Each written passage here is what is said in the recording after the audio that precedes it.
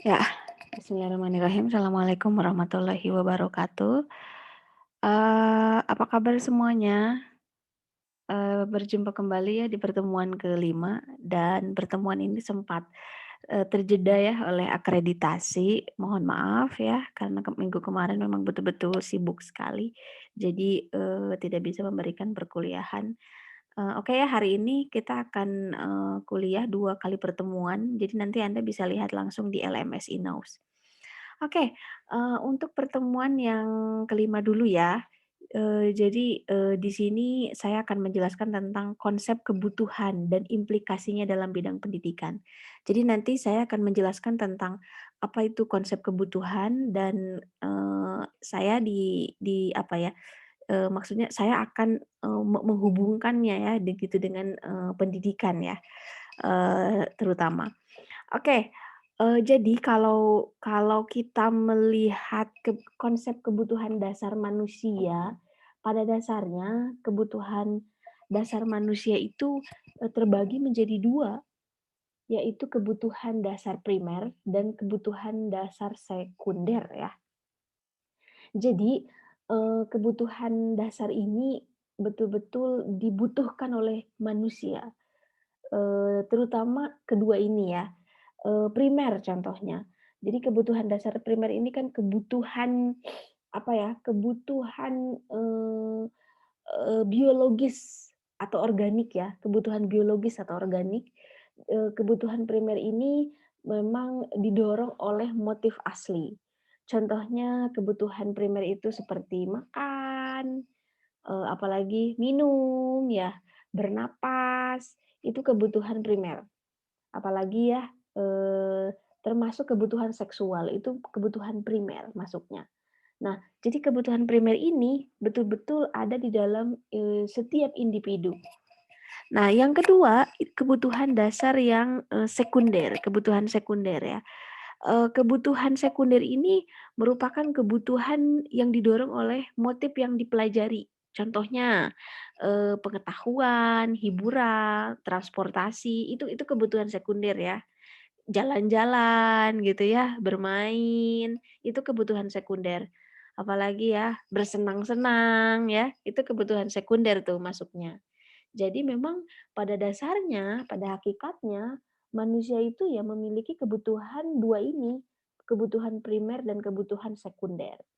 Nah, untuk lebih, spesifiknya ada, beberapa teori yang mengatakan tentang kebutuhan dasar ya.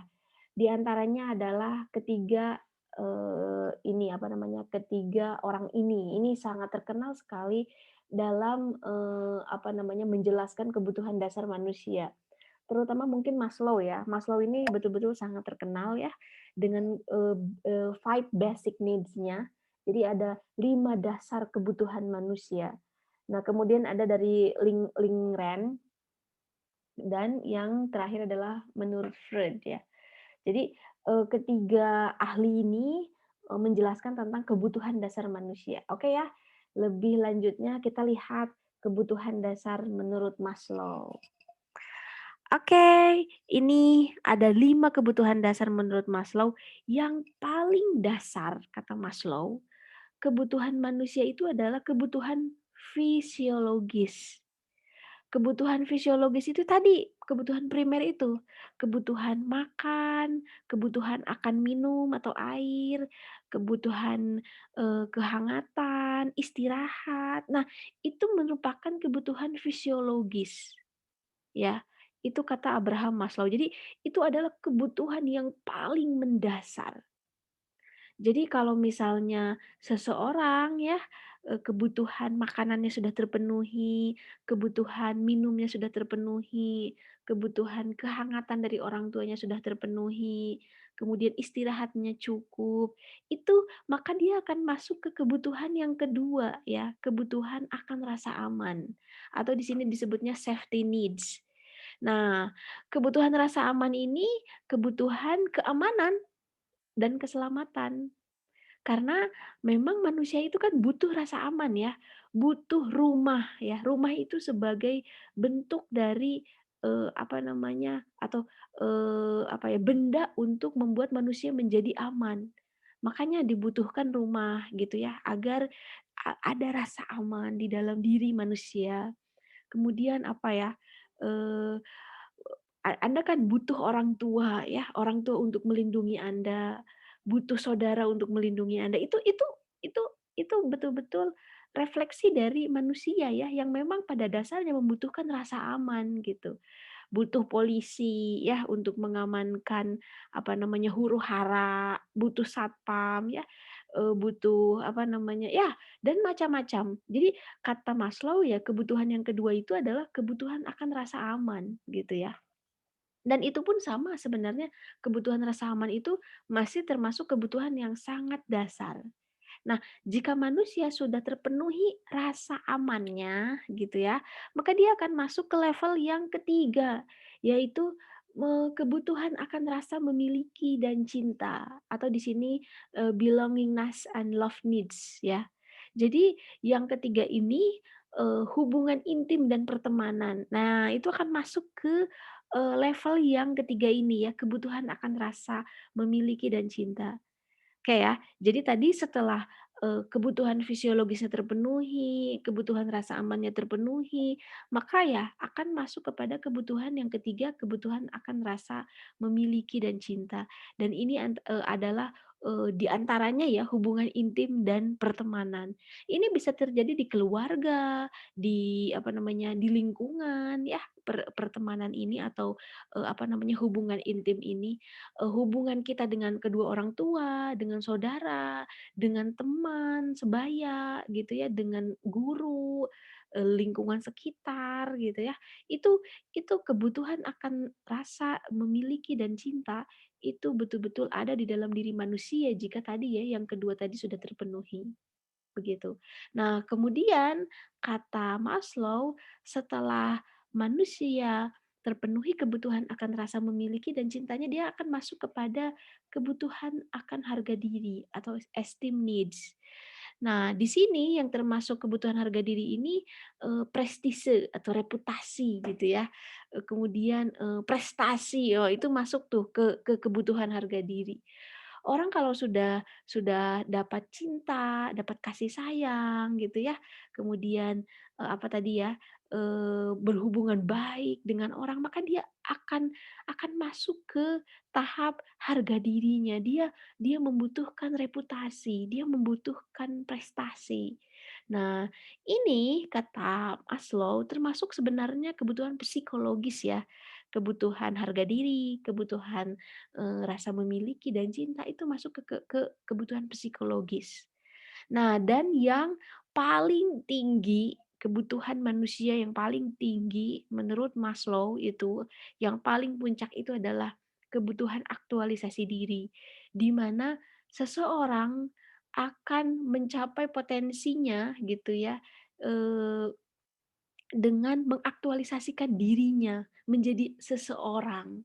Nah, di sini makanya mencapai potensi penuh seseorang termasuk aktivitas kreatif.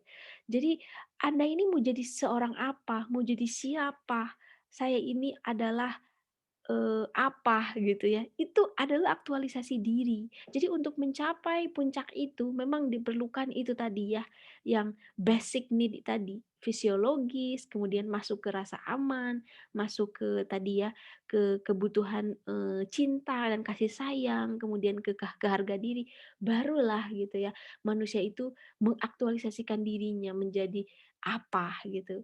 Nah, ini aktualisasi diri ini yang memang kebutuhan yang paling tinggi di dalam diri manusia ya. Ya makanya ada, orang yang jadi presiden, ada orang yang jadi dokter, ada orang yang jadi guru, ada orang yang mengaktualisasikan dirinya menjadi seorang businessman misalnya. Itu sudah apa ya namanya, sudah tertinggi itu menurut Maslow, itu merupakan kebutuhan yang sudah, apa ya, masuk ke level yang sangat tinggi gitu ya. Nah makanya nanti sebenarnya Anda juga bisa menilai ya, diri Anda ini sudah masuk ke level mana nih gitu ya, gitu. Apakah setiap basic-nya ini atau apakah setiap step-stepnya ini sudah terpenuhi? Gitu. Nah, kalau tidak terpenuhi apa yang akan terjadi gitu ya? Nah, itu ya. Jadi memang, sempurna ya sebenarnya kalau melihat hierarki ini, sempurnanya itu begini, jadi jika, step-step ini terpenuhi, maka ya kita akan masuk kepada tahap yang paling tinggi tadi ya, yang aktualisasi diri itu, gitu. Jadi memang kebutuhan manusia itu banyak sih ya, kalau saya simpulkan. Kebutuhan manusia itu banyak sekali gitu, karena manusia memang, apa ya, makhluk yang kompleks ya, gitu. Jadi otomatis ya kebutuhan juga sangat banyak dan memang pada dasarnya ya manusia juga kan sebenarnya, hidup ini ya untuk memenuhi kebutuhan dasarnya ya, primer dan sekundernya gitu. Nah, ini menurut Maslow ya gitu. Implikasinya dengan pendidikan. Nah, mungkin saya akan langsung saja menghubungkan itu ya. Jadi kalau saya melihat gitu ya, apa namanya, hierarki Maslow, hubungannya dengan pendidikan ini jelas sangat, berhubungan sekali gitu. Contohnya kebutuhan fisiologis ya. Jadi kebutuhan fisiologis ini memang sebenarnya terjadi ketika anak usia, dini ya gitu, 0 tahun ya gitu, sampai, ya sampai 2 3 tahun lah gitu ya. Karena memang anak, usia sangat dini ini betul-betul ada di dalam, apa namanya, didikan orang tuanya. Makanya kebutuhan dasar ini memang terjadi di rumah ya. Terjadi di rumah, terjadi, ketika anak, itu ada di dalam naungan orang tuanya. Seperti kebutuhan makan, minum, kehangatan orang tua, kasih sayang orang tua, kemudian kebutuhan istirahat, itu kan adanya di rumah gitu loh, bukan di luar, bukan di sekolah ya gitu. Itu adanya di rumah. Jadi kalau misalnya Anda misal ya, berasal dari orang tua yang bahagia, orang tua yang memberikan kehangatan, orang tua yang memberikan makanan yang bergizi dengan, makanan yang cukup lah ya, bergizi, memberikan minum ya, gitu. Kemudian Anda juga mendapatkan apa ya namanya, kehidupan yang layak, istirahat yang cukup ya, rumah yang bagus. Maksudnya rumah yang bagus di sini rumah yang baik ya, ada ventilasi gitu ya, ventilasinya baik ya, bukan berarti bagus ya, tetapi, baik ya, ventilasinya baik, tidak buruk gitu ya. Kemudian lingkungan sekitarnya juga, apa namanya, positif itu Anda sudah, terpenuhi tuh kebutuhan dasarnya. Maka nanti Anda akan masuk ke level yang seterusnya dan seterusnya. Oleh karena itu, orang tua di sini penting sekali untuk mendidik anaknya ya gitu, untuk memberikan kasih sayang kepada anaknya, kebutuhan yang, apa ya, kebutuhan primer ya, primer dan sekunder yang cukup kepada anaknya. Karena itu akan berpengaruh loh terhadap kepribadian anak. Nah, itu ya. Kebutuhan fisiologis itu dia di rumah ya. Kemudian nanti masuk ke kebutuhan akan rasa aman. Sebenarnya kebutuhan akan rasa aman juga sama di rumah ya gitu. Orang tua yang selalu mencium anaknya, memeluk anaknya, itu akan berefek pada kepribadian anak gitu. Di mana anak itu juga merasa aman gitu ya, ada di rumah gitu ya. Saudara-saudaranya gitu ya yang melindunginya gitu ya, saling melindungi. Kemudian teman-temannya. Nah, ini udah masuk nih sebenarnya rasa aman ini karena ya memang, anak itu biasanya sudah bergaul juga ya di lingkungan luar ya gitu. Kemudian lingkungan sosialnya yang aman, itu juga akan mempengaruhi kepribadian seseorang gitu. Makanya lingkungan yang baik itu berpengaruh ya terhadap kepribadian ya. Lingkungan yang baik, kemudian apa tadi, lingkungan sosial lah ya, lingkungan pertemanan yang baik itu berpengaruh loh terhadap kepribadian anak. Oleh karena itu, lingkungan penting untuk pertumbuhan dan perkembangan anak, ya. Oke ya. Next ya, kebutuhan akan rasa memiliki dan cinta. Ini sebenarnya masih juga sih di seputaran pendidikan keluarga, ya, pendidikan di keluarga juga. Dan termasuk pendidikan di sekolah ya gitu, karena anak ini sudah mulai nih membutuhkan pertemanan di sini. Jadi rasa memiliki dan cinta itu adalah, dibangun di dalam rumah dan juga di luar rumah gitu. Lagi-lagi pendidikan di rumah dan pendidikan di luar ini bisa lingkungan pertemanan dan juga sekolah ini penting ya, gitu. Karena memang di sini anak membutuhkan rasa memiliki dan cinta dari teman-temannya juga, gitu ya. Kemudian tadi juga ya, kalau ke bawah itu rasa aman dari teman-temannya gitu. Jadi kalau misalnya sekolah, tempat yang tidak aman bagi anak, itu berbahaya gitu ya, bagi pertumbuhan dan perkembangannya. Oleh karena ini di sini penting sekali ya guru misalnya melindungi siswanya. Guru itu tahu ya permasalahan yang dihadapi siswanya. Karena kan sekarang banyak bullying gitu ya. Itu betul-betul akan mempengaruhi kepribadian anak. Bahkan ya karena bullying itu bisa, bukan bisa, bahkan itu berefeknya buruk sekali ya. Ada orang yang ingin bunuh diri ya karena dia itu suka dibully, atau ada orang yang betul-betul tertutup ya, menjadi pribadi yang tidak percaya diri karena dia sering dibully. Ya dan mungkin tadi yang paling parah itu ya bunuh diri itu sih sebenarnya itu udah sangat level yang sangat tinggi ya. Makanya apa tadi, kebutuhan akan rasa cinta dan memiliki juga itu sangat-sangat penting dimiliki oleh seorang anak gitu ya, baik, di lingkungan keluarga maupun di lingkungan sosial ya, masyarakat maupun, tadi sekolah gitu. Next ya, hubungannya dengan pendidikan ya, kebutuhan harga diri. Ini penting nih, karena ini sangat berhubungan sekali loh dengan sekolah loh. Karena prestasi, kemudian apa ya, prestise itu bisa didapat di sekolah, selain di rumah ya gitu. Ini sudah masuk ke apa ya, ke usia yang sangat tinggi ya, di mana orang pasti sudah berinteraksi dengan orang lain. Individu ini sudah berinteraksi dengan orang lain dan interaksi itu dibangun itu ya di luar rumah. Di luar rumah itu salah satunya sekolah. Makanya di sini guru penting sekali ya menghargai anak gitu ya. Ketika misalnya anak itu, punya kesalahan, dibetulkan gitu ya dengan, pernyataan yang tidak merendahkan anak. Nah itu penting. Kemudian memberikan reward kepada anak ketika dia misalnya, apa namanya, berprestasi begitu ya. Jadi itu sangat penting untuk pertumbuhan dan perkembangan anak. Oleh karena itu, pendidikan di sekolah ya, terutama guru, ini guru sangat penting untuk memberikan kebutuhan harga diri siswa-siswanya ya. Dengan bisa tadi, salah satu contohnya reward misalnya ya, ketika dia berprestasi. Reward ketika, apa ya, dia memiliki kelebihan misalnya ya, siswa tersebut memiliki kelebihan. Itu penting. Dan, saya melihat ya, ada banyak loh orang-orang sukses yang terinspirasi dari guru-gurunya. Karena gurunya itu ya tadi, memotivasi, memberikan kasih sayang yang tulus ya, memberikan apa, reward gitu. Itu banyak sekali orang-orang sukses yang terinspirasi oleh gurunya. Salah satunya adalah pendiri Amazon. Nanti Anda baca aja apa namanya, biografi ya dari Jeff Bezos itu. Dia, pernah memberikan, apa, statement jadi, "Saya berterima kasih kepada guru sekolah dasar saya," katanya. Coba Anda lihat deh di biografinya itu luar biasa sih ya. Sedih dan juga terharu lah ya yang pasti gitu karena ternyata, orang sehebat dia itu, salah satunya yang paling berpengaruh dalam hidupnya itu adalah gurunya gitu ya, guru SD-nya dia gitu. Wah itu keren sih. Makanya tadi yang saya katakan pendidikan itu sangat penting ya, lingkungan pendidikan itu sangat penting terutama sekolah dan yang paling spesifik lagi ya guru ya di sini.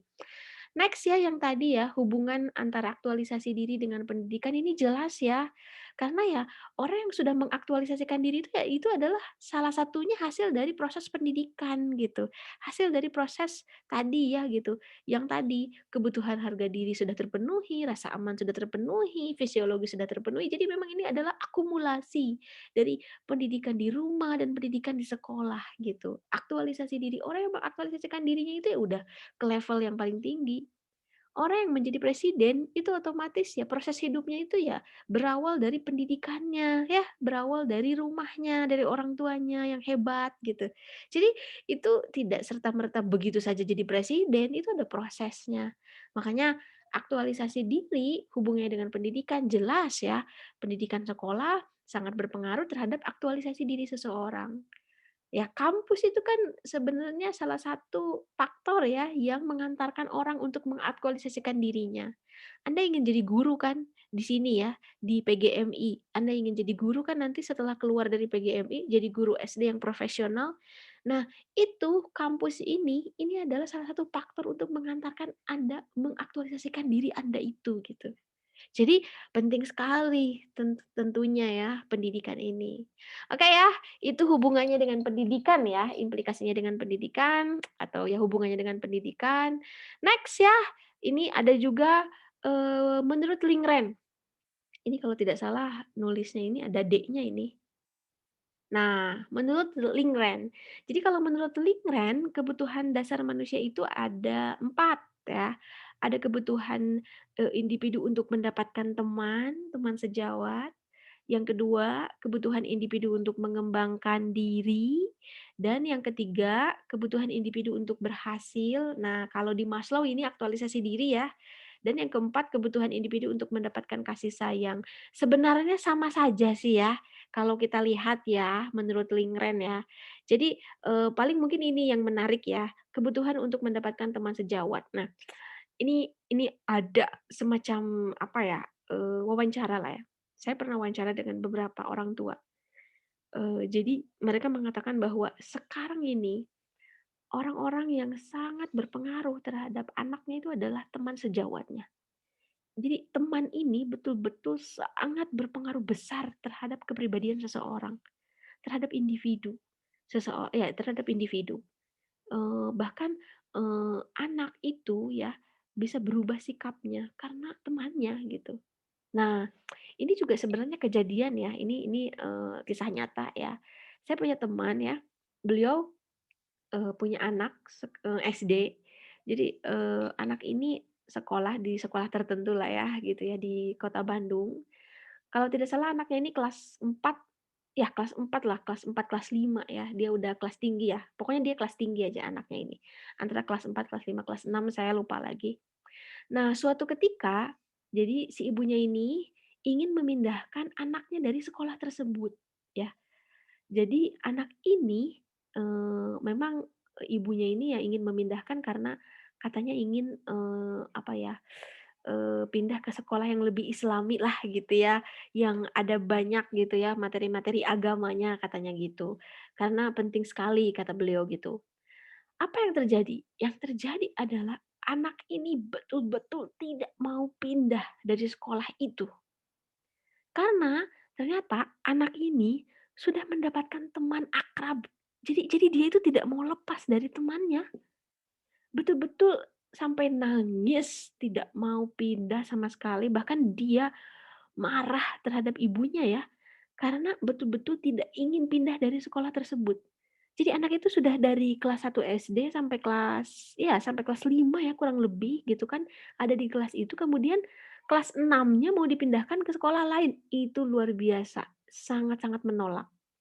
Sampai ibunya ini ya tidak bisa berbuat apa-apa lagi gitu, karena anaknya betul-betul tidak mau pindah. Artinya apa? Artinya gitu ya, berarti teman sejawat ini atau pertemanan ini memang sudah dibentuk sejak dini ya, dan sangat berpengaruh terhadap kepribadian anak sejak dini lah gitu. Nah, dari kasus itu saya melihat bahwa, oh berarti memang betul ya, teman itu betul-betul sangat berpengaruh terhadap seseorang.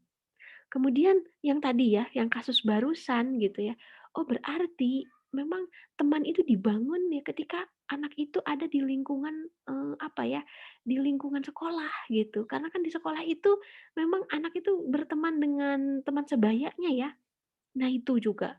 Kemudian di lingkungan sosialnya, makanya yang tadi saya katakan sebenarnya lingkungan sosial yang baik, lingkungan sosial apa, lingkungan pendidikan yang baik itu sangat perlu ya untuk pertumbuhan dan perkembangan anak gitu.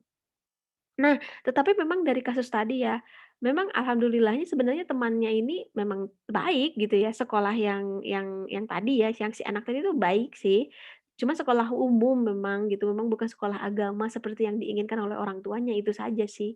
Pada akhirnya anak itu tidak dipindahkan sekolahnya, karena betul-betul menolak untuk pindah ya gitu, karena dia sudah mendapatkan temannya yang itu, yang di SD itu gitu, dia tidak mau berpisah dengan temannya.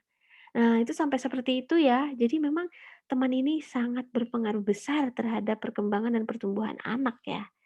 Oke, next ya. Ini sebenarnya kata menurut Lindgren juga sih, masih menurut Lindgren.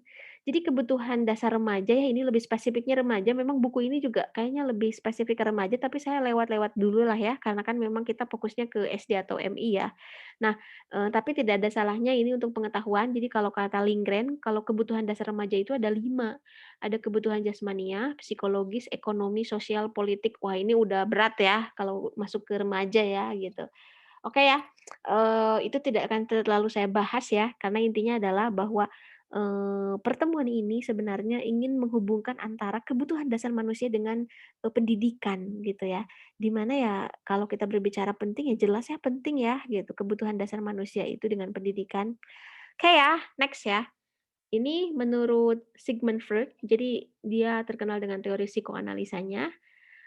Oke ya, mungkin saya akan memperlihatkan sedikit saja kepada Anda kalau ingin lebih jelas tentang teori Abraham Maslow, kemudian apa tadi namanya, teori, Freud, Anda bisa lihat juga di sini ya, di YouTube itu banyak sekali, yang share tentang teori Abraham Maslow nih, ini salah satunya ya. Tuh, banyak sekali ya. 5 tingkat kebutuhan manusia, terlihat ya? Nah, ini lihat, teori hierarki kebutuhan Abraham Maslow. Hierarki kebutuhan Maslow. Wah, ini banyak sekali sih. Mahasiswa juga banyak yang menjelaskan tentang ini ya, kebutuhan Abraham Maslow ini ya, teori kebutuhan Abraham Maslow. Dia ini kalau tidak salah orang Rusia, tapi tinggalnya di Amerika. Nanti Anda juga bisa lihat ya, siapa Abraham Maslow itu. Kemudian ini juga ada ya, saya ketik, teori, apa, Freud ya. Ini juga sama terkenal ini, teori, Sigmund Freud. Nah, ini nih, dengan teori psikoanalisanya. Nanti Anda ini ya, apa namanya, mencari juga ya, gitu, dari materi lain ya. Nah, ini banyak ya, ini orangnya nih. Oke ya. Oke, teori psikoanalisa ini juga sangat terkenal ya, gitu, dan itu juga sama, dia menjelaskan kebutuhan manusia. Oke. Nah, oke ya, itu tambahan lainnya. Oke, kita masuk lagi ke sini. Oke, jadi itulah, apa namanya, kebutuhan manusia menurut beberapa pakar ya. Oke, next ya, kita masuk ke sini. Nah, ini pengaruh faktor lingkungan terhadap kebutuhan dasar tumbuh kembang anak. Nah, pengaruh faktor lingkungan di sini, banyak ya kalau kita apa ya, jelaskan satu-satu. Di sini disimpulkan ada pengaruh dari faktor pengaruh lingkungan ini ya, ada asah ya, asih, asuh. Apa itu asah, asih, asuh? Nah, yang pertama asah ya. Asah di sini, yang termasuk dengan faktor asah di sini ini adalah nutrisi yang cukup, perawatan kesehatan dasar, pakaian, perumahan, kebersihan, kesegaran jasmani. Ini adalah faktor lingkungan yang akan berpengaruh terhadap kebutuhan dasar tumbuh kembang anak, ya. Jadi, nutrisi yang cukup, kesehatan ya, pakaian yang bersih, perumahan yang baik ya, rumah yang baik, yang tadi yang saya bilang, bukan harus bagus ya, kalau bagus ya syukur ya, kalau bisa bagus, tapi baik itu ya tadi, ventilasinya, bagus gitu ya, cahaya matahari masuk ke rumah gitu kan, ada kamar untuk orang tua, ada kamar untuk anak gitu ya, ada dapur dan sebagainya lah ya. Memang kalau lihat idealis itu ya memang perumahan itu ya yang ini ya, yang bisa menampung anggota keluarga jelas gitu ya. Ya memang itu sih, itu yang seharusnya sih gitu kalau memang dilihat dari, ini ya kebutuhan dasar, individu itu ya memang seperti itu gitu ya. Makanya ya, tidak salah ya gitu kalau misalnya, orang yang, mohon maaf ya gitu, miskin misalnya ya, serba kekurangan, ya kebutuhan dasarnya saja tidak terpenuhi ya apalagi dia mau mengaktualisasikan dirinya ya memang sangat sulit. Makanya nih, kalau ada orang yang tidak mampu, kemudian dia menjadi seseorang yang hebat, itu luar biasa itu. Itu luar biasa itu. Karena, ya itu tadi gitu kan, kebutuhan dasarnya kan sebenarnya tidak terpenuhi ya gitu, kalau orang yang serba kekurangan. Tapi kok bisa ya orang mengaktualisasikan dirinya. Wah berarti dia betul-betul mencari dengan, kerja keras ya, kebutuhan-kebutuhan itu dari luar gitu. Makanya itu hebat itu, orang semacam itu dan itu banyak ya di apa namanya, di kehidupan, kita ya, itu banyak ya terlihat. Oke, jadi ini ya faktor lingkungan ya, yang pertama asuh ya, nutrisi yang cukup, perawatan yang baik, pakaian, perumahan, kebersihan, ini kebersihan penting ya. Jadi lingkungan yang bersih, rumah yang bersih itu penting sekali untuk, apa namanya, terhadap, tumbuh kembang anak dan kesegaran jasmani. Next ya, asah, itu yang pertama, faktor asah. ASIH sekarang, ASIH ini yang berhubungan dengan kasih sayang orang tua. Nah ini ya, faktor ini juga penting ya. Ini sebenarnya sudah ter-cover juga sih tadi ya, tapi ini lebih menjelaskan saja ya, lebih menegaskan maksud saya. Kemudian rasa aman, harga diri, dukungan atau dorongan, mandiri, rasa memiliki, kebutuhan untuk sukses, mendapat kesempatan, pengalaman, itu merupakan faktor-faktor yang mempengaruhi ya, mempengaruhi tumbuh kembang anak.